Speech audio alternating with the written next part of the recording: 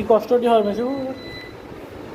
এইখানটা কোনো ইয়ে হয়ে পিছন সাইডটা আর কি, হ্যাঁ, ঠিক ওই জায়গাটা যে হাত দিয়ে এই জায়গাটায় খুব ব্যথা আর কি। ফ্রি নেই, ব্যথা বলতে খালি চিনচিন করছে, একটু ব্যথা আছে। আর হাতে এরকম স্টেপ ঘোরাতে পারাটা নিয়ে আর কি। একটু কষ্ট হচ্ছে। এটা কি এটা 1 মাস আগে পড়ছিল তাই তো? এটা 1 মাস প্রায় কাছাকাছি হয়ে যাবে। ওই জায়গাটা যেন ইজি হচ্ছে না।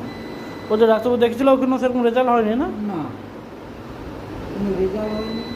এই আপনি যেরকম দেখছিলেন দেখেও নি কিছু না। হ্যাঁ, এই যে ডিপিটি খুব ব্যথা। না ওই দিকে ব্যথা নেই, খালি সে এই এই এই এই জায়গাটা হয়ে গেছে।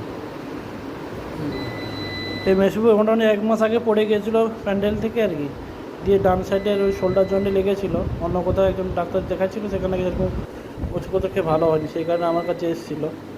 মোটামুটি শোল্ডার জয়েন্টে ছবি করতে হবে, ছবি করে দেখে মোটামুটি কী ট্রিটমেন্ট দেওয়া যায় দিতে হবে। এই হাতটা যেখান থেকে এইখানটায় ব্যথাটা আর কি, ভিতরে ব্যথা আর কি। ভেতরে উপরে ব্যথা নেই। এই জয়েন্টে কোনো ব্যথা নেই বাম সাইডে? না, আমি জাস্ট এইটা ঝুলে গেছিলাম, বাঁচে আটকে গেছিলাম।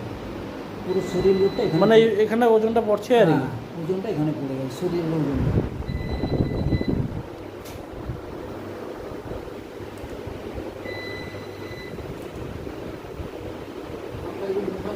এই যে ফটো করা হয়েছিল মোটামুটি পেশেন্টের শোল্ডার জয়েন্টে, মোটামুটি দেখা যাক কী ট্রিটমেন্ট দিলে সুস্থ করা যায়।